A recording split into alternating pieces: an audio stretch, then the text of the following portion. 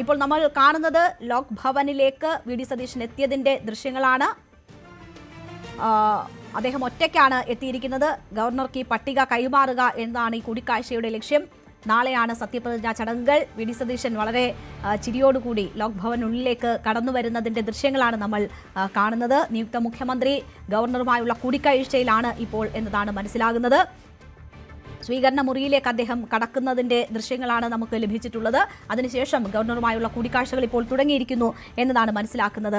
കിരൺ, ഞാൻ നേരത്തെ സൂചിപ്പിച്ചതുപോലെ ഈ ലീഗിന്റെ 5 മന്ത്രിമാർ ആ തീരുമാനമായി എങ്കിൽ പോലും വി അബ്ദുൾ ഗഫൂറിന്റെ ഈ മന്ത്രിസഭയിലേക്കുള്ള വരവ് കോഴിക്കോടിനും കാസർഗോഡിനും പ്രാതിനിധ്യമില്ലാത്തത്, മുതിർന്ന അവഗണിച്ചത് ഒക്കെ വലിയ രീതിയിൽ ചർച്ചയായിരുന്നു.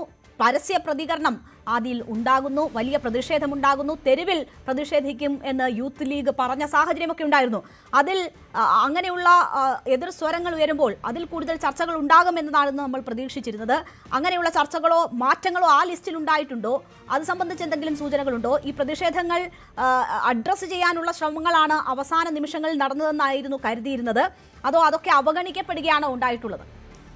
രേണുക, മുസ്ലിം ലീഗിന്റെ പട്ടികയിൽ ഏതെങ്കിലും തരത്തിലുള്ള മാറ്റം ഉണ്ടായിട്ടില്ല എന്നുള്ള സൂചനയാണ് ഇപ്പോൾ ലഭിക്കുന്നത്. അത് ഏറെക്കുറെ വ്യക്തമാണ്, അതിൽ മാറ്റം ഒന്നും ഉണ്ടായിട്ടില്ല എന്നുള്ളത്. ഏറ്റവും അവസാനമായി ലഭിക്കുന്ന മറ്റൊരു വിവരം എന്ന് പറയുന്നത് കെ മുരളീധരന് വൈദ്യുതി വകുപ്പ് നൽകും എന്നുള്ള വിവരം കൂടി ലഭ്യമായിരിക്കുന്നു. കെ മുരളീധരൻ മുമ്പ് ചുമതലയുണ്ടായിരുന്നത് വൈദ്യുതി വകുപ്പിനായിരുന്നു. അദ്ദേഹം 6 മാസം മന്ത്രിയായിരുന്നു. അതിനുശേഷം ഉപതെരഞ്ഞെടുപ്പിൽ പരാജയപ്പെട്ടതാണ്.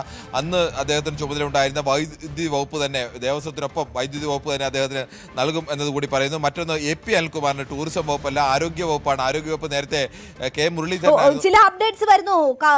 കിരൺ, തുടരുക. ഇപ്പോൾ ഏറ്റവും ഒടുവിൽ അവസാന നിമിഷം പട്ടികയിൽ നിന്ന് ചാണ്ടി ഉമ്മൻ പുറത്തായിരിക്കുന്നു. അത് ഉച്ചയോടുകൂടി തന്നെ ആ രീതിയിൽ തീരുമാനമുണ്ടാകുമെന്ന് പ്രതീക്ഷിച്ചതാണ്. ചാണ്ടിയെ പട്ടികയിൽ ഉൾപ്പെടുത്താനുള്ള KC വിഭാഗത്തിന്റെ നീക്കം ഫലം കണ്ടില്ല എന്നത് മനസ്സിലാക്കുന്നു.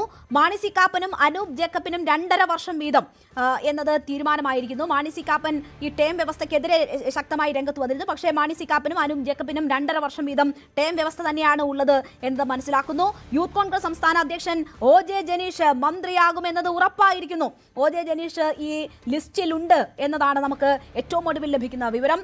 KA തുളസി മന്ത്രിസഭയിൽ KA തുളസി 2ാം വനിതാ മന്ത്രിയായി KA തുളസി ഉൾപ്പെട്ടിരിക്കുന്നു. റോജി M ജോൺ മന്ത്രിയാകും എന്ന വിവരം കൂടി വരുന്നു. റോജി M ജോൺ കൂടി ഈ ലിസ്റ്റിൽ ഉൾപ്പെട്ടിരിക്കുന്നു എന്നാണ് മനസ്സിലാക്കാൻ കഴിയുന്നത്. VV അരുൺ ചേരുന്നു. അരുൺ, KA തുളസി ഉറപ്പിച്ചു. കൂടുതൽ വാർത്തകൾക്ക് News 18 Keralam YouTube channel subscribe ചെയ്യുക.